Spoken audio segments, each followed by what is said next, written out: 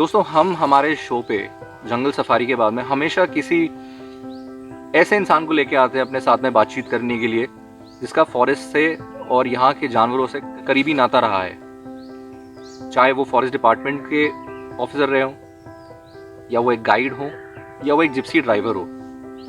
आज जो हमारे शो पे आने वाले हैं वो यहाँ के एक सीनियर नेचुरलिस्ट हैं जिन्होंने काफ़ी टाइम से बांधवगढ़ टाइगर रिजर्व के अंदर एज अ गाइड काम किया है।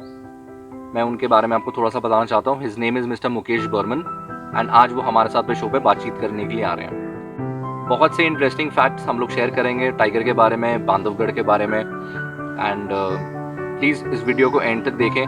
मैं सिर्फ जंगल सफारीज अपने चैनल पे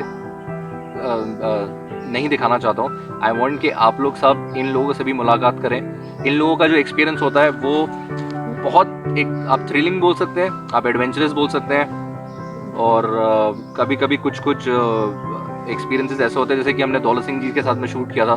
तो जब वो अपनी स्टोरी नरेट कर रहे थे मेरे को, I literally had goose bumps, मतलब जिसको हम बोलते हैं ना रोंगटे खड़े करने वाले किस्से। तो ऐसे आपको सुनने को मिलेंगे।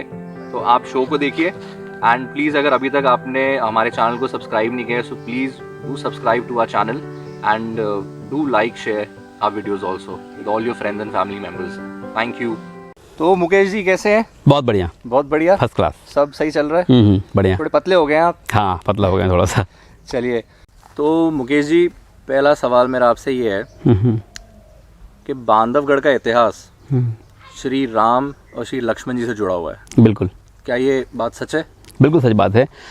तो जब रामचंद्र जी लंका जीत के लौटे तो यहाँ से निकले थे, पास आउट हुए थे, तो यहाँ पे उन्होंने एक गढ़ बनाया था। तो बांधवगढ़ इसका जो नाम पड़ा, बांधव यानी भाई, गढ़ यानी किला, भाई का किला। तो रामचंद्र जी बनाया और लक्ष्मण जी को दिया।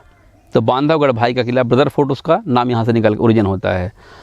और इसके बारे में अगर आप हिस्ट्री की मैथोलॉजी की बात करेंगे तो नारद पंचरत्न में और शिव पुराण में इसका उल्लेख मिलता है आपको। अच्छा। लिखा हुआ है ये घटना। तो फिर तब से इसका नाम बांधवगढ़ पड़ा। और फिर उसके बाद हिस्ट्री बहुत रिच रही। यहाँ पे कई महाराजाओं ने राज किया और लास्ट में ये बघेल वंश का मतलब प्राइवेट हंटिंग रिजर्व था और उसके जो वंशज थे उन्होंने यहाँ पे राज किया। बाद में ये दे दिया मध्य प्रदेश गवर्नमेंट को, फिर बाद में नेशनल पार्क बनाई है। और आखिर में जब राजा विक्रमादित्य सिंह ने अपनी जो राजधानी है वो जब रीवा में बसाई, उसके बाद फिर से जंगल ने उस किले को अपने आगोश में ले लिया। Exactly. और वर्चस्व स्थापित किया जंगल के राजा बाघ का। एग्जैक्टली, बिल्कुल सच बात है। चलिए, 1968 Bandhavgarh national park was formed. Right.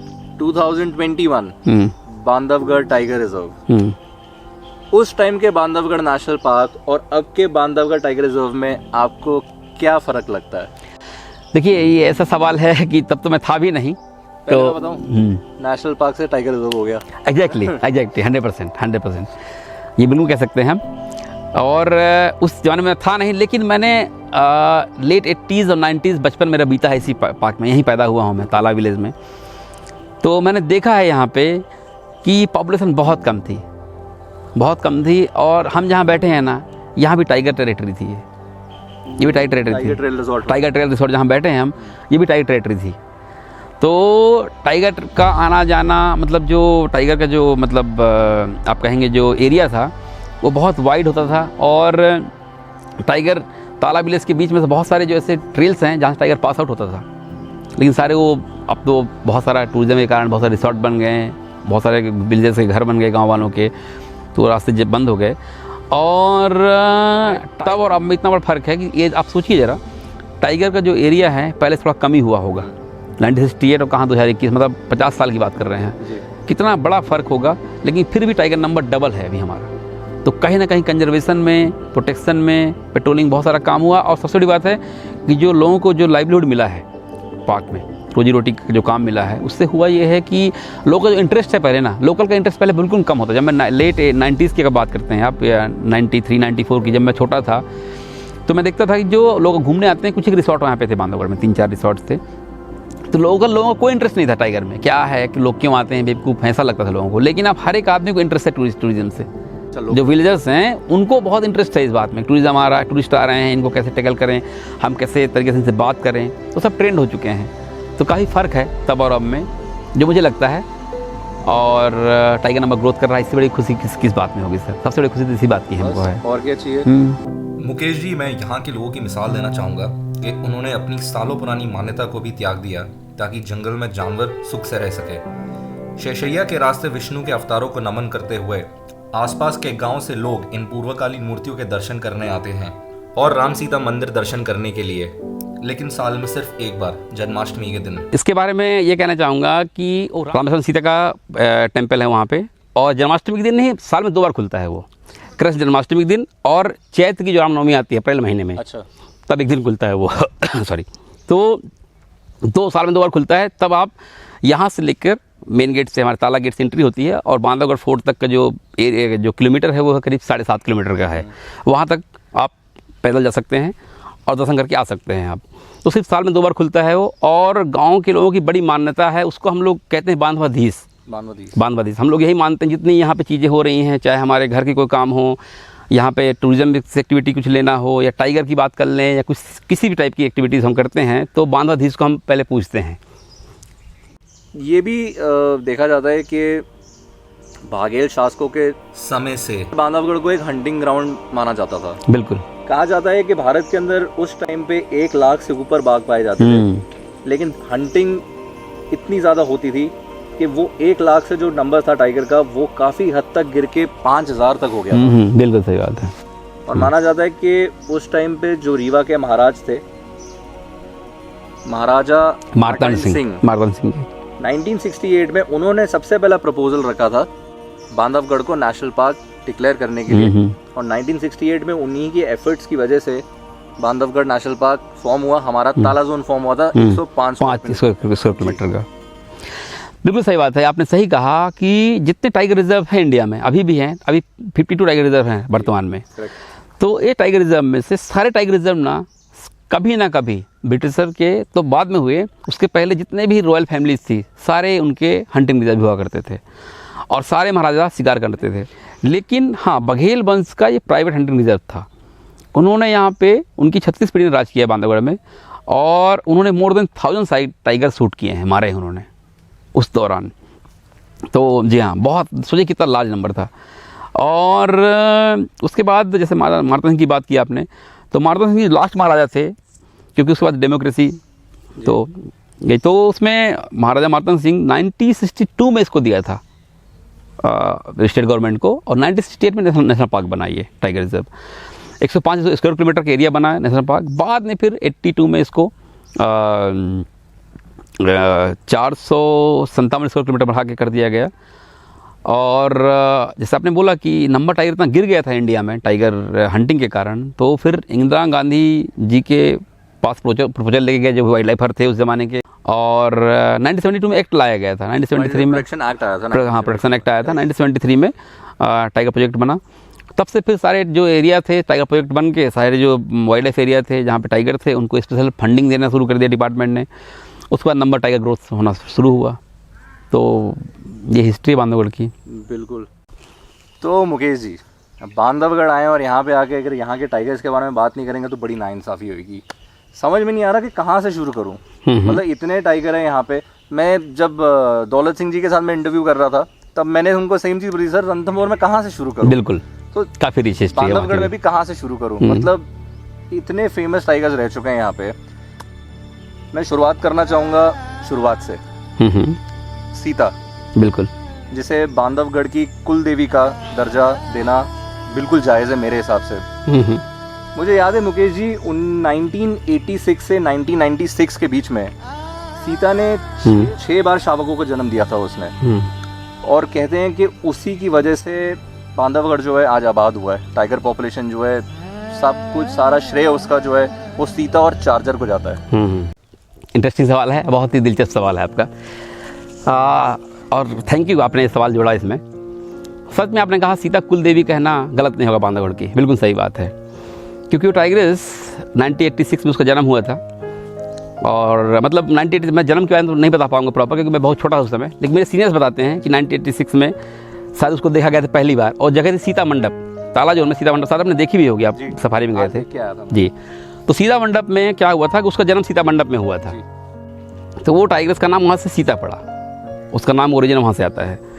और उसके बाद जैसे आपने कहा कि कुलदेव इसलिए हम कहते हैं क्योंकि 6 बार, उसके पहले देखिए क्या मान्यता थी, बहुत सारी बुक आपने जो पढ़ी होगी पुराने, मतलब जो इतने हमारे राइटर थे जिन्होंने बुक लिखा, वाइल्ड लाइफ जो बड़े बड़े थे, सबका मानना था कि टाइग्रेस जो है अपने जीवन काल में से 3 बार बच्चे दे सकती है, मैक्सिमम 4 बार। अच्छा, मैक्सिमम 4 बार, क्योंकि देखिए आप टाइगर का जो जन्म, हम लोग जो ड्यूरेशन मानते हैं, जो एज मानते हैं, वो मानते हैं 12 से 14 साल, मैक्सिमम 15 साल वाइल्ड में। तो अब देखिए जैसे मान लीजिए टाइगर्स कोई जन्म देती है और उसकी माँ उसको पहले हंट करना, टीच करना सिखाती है और फिर सेपरेट होते हैं टाइगर, तो 3 साल का एवरेज मानते हैं हम लोग। 3 साल में सेपरेशन होता है। सेपरेशन होने के बाद टाइग्रेस कंसीव करने का जो टाइम होता है उसका 4 से 4.5 साल की एज होती है, और एक बार बच्चे देने के बाद 3 साल का गैप होता है। तो आप 3 बार का गैप, तो 12 साल तो यही हो गए, और 4 साल में उसके जन्म का हो गया, तो यही आपके देखिए 16 साल हो रहे हैं। तो एवरेज जो था 3 बार बच्चे दे सकती है कोई टाइग्रेस अपने पूरे लाइफ टाइम में। लेकिन टाइगर सीता ने इस बात को झुटला दिया था। पहली टाइग्रेस थी जिसने 5 बार बच्चे को जन्म दिया था, ऐसा मानते हैं। 5 बार दिया था, 6ठी बार बच्चे देने वाली थी वो, लेकिन उससे पहले उसकी डेथ हो गई, और वो उसकी डेथ मिस्ट्री रही, कोई जान नहीं पाया कैसे उसकी डेथ हुई, क्या हुआ। तो और आज भी हम लोग ये मानते हैं कि सीता और चार्जर जो है ना, उन्होंने टाइगर को, मतलब बांधवगढ़ को सेव किया उन्होंने टाइगर के तौर पे। और ज़्यादातर टाइगर आज भी आप देखते हैं ना, तो उन्हीं के वंशज है, उन्हीं की जीन्स चल रहा है बांधवगढ़ में। हम कह सकते हैं कि चार्जर और सीता उनके पूर्वज हैं। बिल्कुल 100% सच बात है ये, बिल्कुल सच बात है ये। मुकेश भाई, हर टाइगर रिजर्व में एक बदमाश ज़रूर होता है। 100% एक बदमाश ज़रूर होता है। कहीं कहीं बहुत सारे भी होते हैं जी। क्या हम बोल सकते हैं कि चार्जर जो है बांधवगढ़ का डॉन या बदमाश रह चुका है? बिल्कुल डॉन ही कह सकते हैं, क्योंकि उसका जो तरीका था, आप अभी तो चार्जर आप देख नहीं पाएंगे, ना मैं ही देख पाऊंगा। खैर मैंने देखा चार्जर को उस ज़माने में। तो जब मेरा स्टार्टिंग था, जब मैंने स्टार्टिंग किया गाइडिंग 99 में, तो चार्जर का लास्ट मोमेंट चल रहा था। तो चार्जर का जो नाम की पहले बात कर रहे हैं आप, तो चार्जर का नाम इसलिए पड़ा चार्जर क्योंकि जब भी कोई गाड़ी देखता था ना, वो सपोज कि ये टूरिज्म चल रहा है, आप जा रहे हैं सफारी में और चार्जर राइट साइड में है किसी जंगल में, और उसको क्रॉस करना है रोड को, जब भी गाड़ी अगर सामने आ गई तो पहले चाहे दूर भी व्हीकल हो आपका, पास दूर से कोई मतलब नहीं था, उसको चार्ज जरूर मॉक चार्ज करता था, मुंह को फाड़ना, स्नान करना तो जोर से, और करके निकल जाता था वो। इतना ही था उसका चार्जर का मामला, और कुछ नहीं था। और कभी कभी उसने गाड़ी को दूर से चार्ज के थोड़ा दौड़ाया भी हल्का सा, फिर वापस चला जाता था। कभी ऐसा नहीं कोई अटैक किया, ऐसा कुछ भी नहीं हुआ, तो इसलिए उसका नाम चार्जर पड़ा। और उसके बाद फिर क्या होता है कि चार्जर और सीता, जो सीता की बात हम कर रहे थे अभी, तो सीता चार्जर दोनों साथ में काफ़ी टाइम तक रहे, और इन्होंने इनके ऊपर कई डॉक्यूमेंट्री बनाई, BBC ने बनाई, NG ने बनाई, और पार्ट्रीज फिल्म की डॉक्यूमेंट्री शूट हुई यहाँ पे, काफ़ी सारी डॉक्यूमेंट्रीज बनी। उसमें चार्जर को बड़े अच्छे तरीके से दिखाया गया क्योंकि चार्जर ने वो काम किया था। और सबसे बड़ी खास बात ये थी चार्जर की कि टूरिज्म जोन में था वो, जो टूरिज्म एरिया हमारा वहाँ था, तो उसको ट्रैक करना थोड़ा आसान हुआ करता था। और चार्जर के बारे में, जो उसको जन्म की बात हम करते हैं, तो जन्म के बारे में कोई जानता नहीं चार्जर जन्म कब हुआ, क्योंकि चार्जर जो है खितौली रेंज से आया था, ताला जोन में, ताला रेंज में। तो जो हमारे, हाँ, हमारे जो पुराने गाइड्स हैं, सीनियर्स मेरे हैं जो बहुत नॉलेजेबल हैं, उनके पास तो खान है नॉलेज की, मैं तो आधा भी नहीं हूँ उनसे। तो उन लोगों ने बताया कि चार्जर को हमने पहली बार जो देखा था खितौली जोन से आया, और वो ताला जोन को टेक ओवर करके यहाँ पे सारी टेरिटरी बनाई उसने। और फिर 99 तक उसका साम्राज्य यहाँ पे रहा। और उसके बाद B2 आया, उसका बेटा।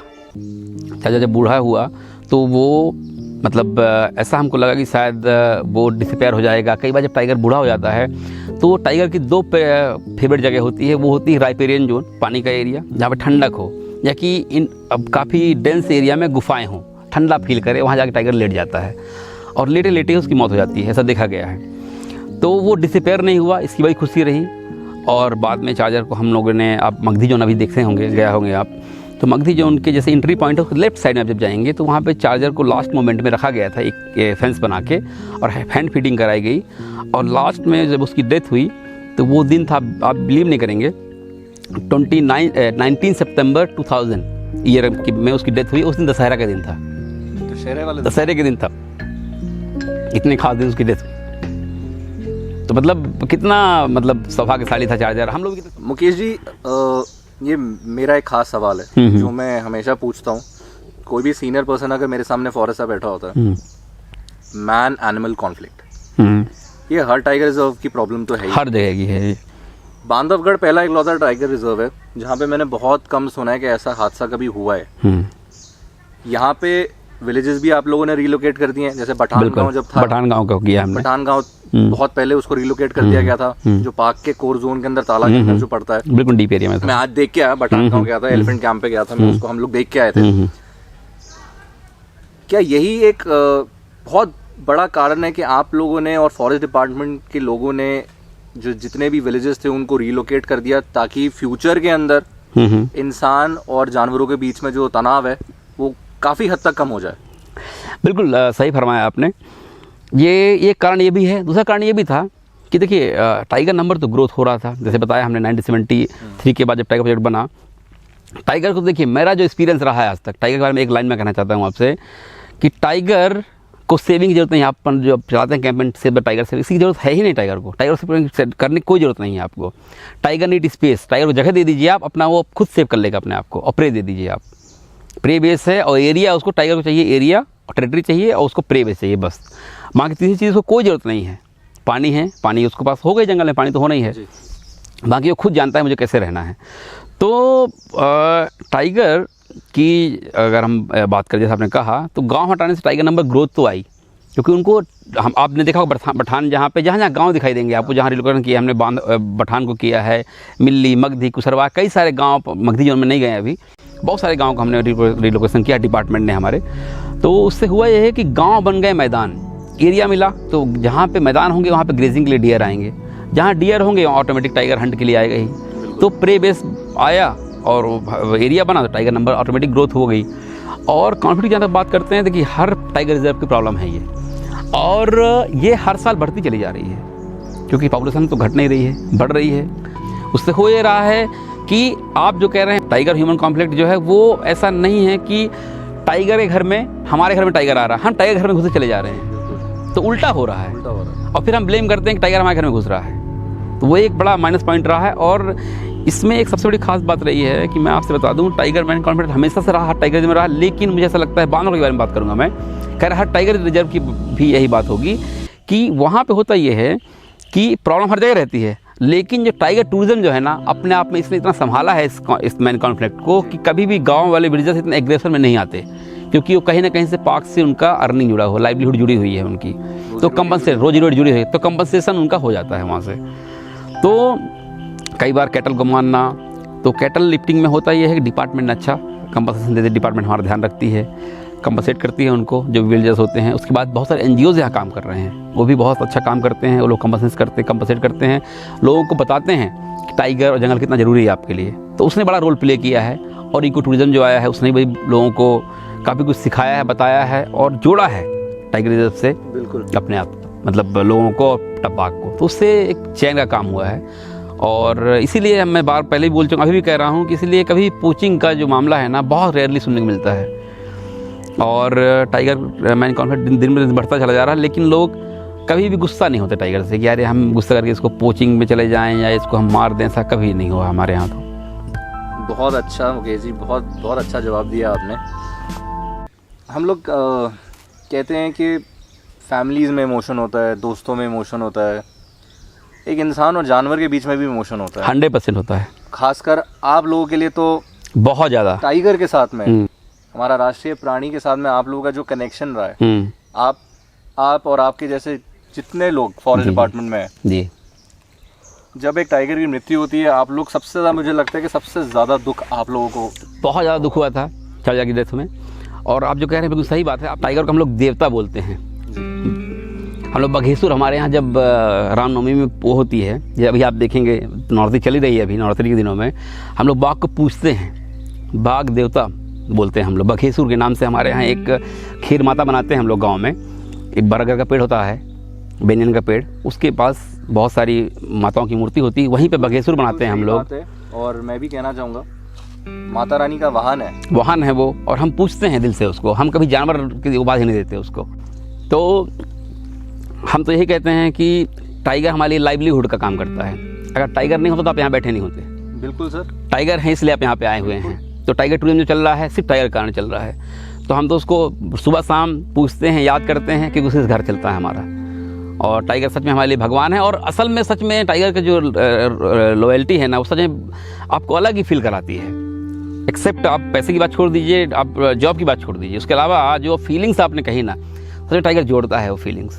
आप सफारी करने आप आए हैं, बताइए कितने टाइगर रिजर्व घूम लिया आपने, क्योंकि आप टाइगर रिजर्व घूम के आ रहे हैं और आप घूम रहे हैं क्योंकि टाइगर से इतना प्यार है आपको। आप मेट्रो सिटी में रह रहे हैं, तो जो दिन रात उसके साथ काम कर रहा है, उसका खा रहा है उसी टाइगर का, उसको कितना दिल से प्यार होगा उससे, सोचिए आप जरा। मैं बता रहा हूँ सर, जब एक इंसान अपना पहला टाइगर देता है, बिल्कुल उसकी आंखें नम हो जाती हैं। ये एक फैक्ट है, ये मैंने खुद को अपने आप को नोटिस किया था जब मैंने अपना पहला टाइगर देखा था, कॉर्बेट में देखा था।